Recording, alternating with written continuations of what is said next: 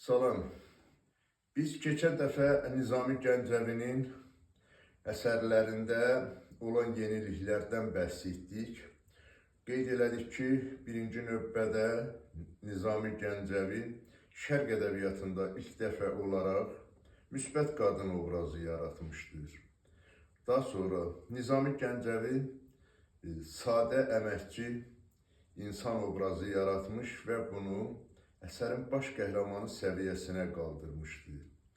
Bundan başqa da Nizaminin ədəbiyyatımıza gətirdiyi bir sıra yeniliklər var.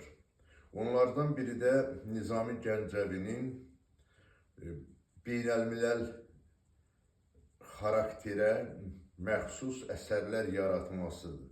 Nizami Gəncəvinin əsərlərində milliyyətindən, dinindən asılı olmayaraq ayrı-ayrı xalqlardan məhəbbətlə söhbət açır.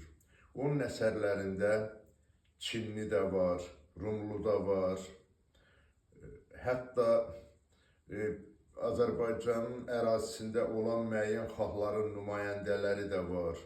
Bunlardan məhəbbətlə söhbət açır və eyni zamanda Nizami öz dövrü üçün olan bütün mənbələri öyrənmişdi. Təkcə türk dilində, fars dilində olan mənbələri yox, özü əsərlərinin bir neçə yerində qeyd edir ki, ərəbcən, dəricən, yeri düşərkən, o ölkənin qədim tarixlərindən tamam öyrənmişəm bu dastanı mən.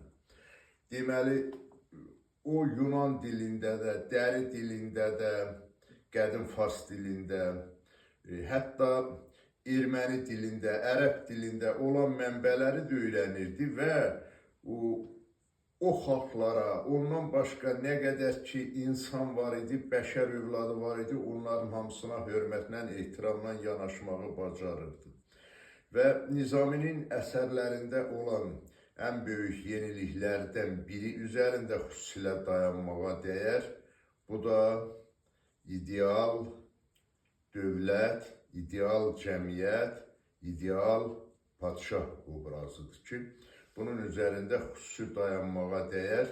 Nizami Gəncəvi, deməli, Sirlər Xəzinəsindən o ideal cəmiyyəti axtara-axtara gəlir çıxır nəhayət İskəndərnamə əsərində xəyali bir cəmiyyətə və o cəmiyyətdə ideal bir yaşayış tərzinin olduğunu çatdırır. Və bununla da biz həm də görə bilirik ki, Nizami Gəncəvi romantik üslubda yazan əsərlərinin qəhrəmanları da romantik xarakterə malik olan obrazlardır. İlk əsəri Xəmsəyə daxil olan ilk əsəri Sirlər Xəzinəsidir. 20 məqalə və 20 hekayətdən ibarət olan bu əsərin bircə epizod üzərində dayanmağı lazım bilirəm. O da Ənuşəvən və Bayquşların söhbət əsəridir. Nəyə görə bu məsələyə toxunuram? Deməli, qədim fars mənbələrinin verdiyi məlumata görə Sasani hökmdarlarından olan Nuşirəvan olduqca ədalətli bir şah olduğuna görə xalq ona Adil adını vermişdi. Və onun haqqında çoxlu yazılar var. O yazılardan biri də bundan ibarətdir ki, ölməmişdən qabaq özü üçün bir məzarlıqda başdaşı düzəldir. Ora 9 cümlə yazır. Hamısı hikmətli sözlərdir və belə başlayır yazını ki, nə qədər ki mən sağ idimsa, qapıma gələn şəxsi əliboş qaytarmadım.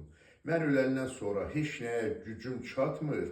Ona görə də ey buradan keçən yolçu, heç olmasa aşağıdakı sözlərini oxu, bəlkə gərəyim oldu.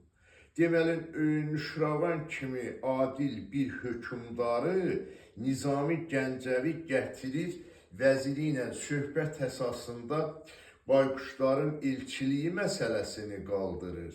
İki Bayquşun qohumlaşma, qudolma məsələsinə toxunur. Və Bayquşun biri o birinə deyir ki, narahat olma. Sən əgər cehizlik istəyirsənsə nə qədər xaraba kənd, mən onu verə bilərəm. Nə qədər ki, Anuşiravan bu ölkədə padşahdır. Maraqlıdır. Nəyə görə qədim dövrün ən adil hökmdarı adını almış bir şəxsi Nizami Gəncəvi əsərinə baş qəhrəman seçir və onu da nöqsanda, qüsurda, xaraba kəndlər saxlamaqda qeyd edir.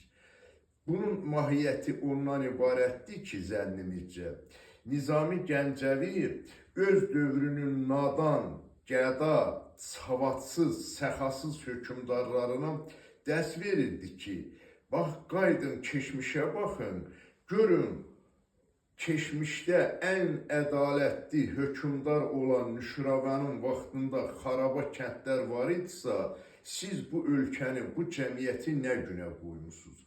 Bu ibrət yolu ilə Nizami Gəncəvi deməli öz dövrünün hökmdarlarına bir ibrət dərsi verirdi və onlara tarixi proses əsasında müasir öz dövrünə uyğun gedişatları ədalətlə, xalqla rəftar eləməyi öyrədirdi.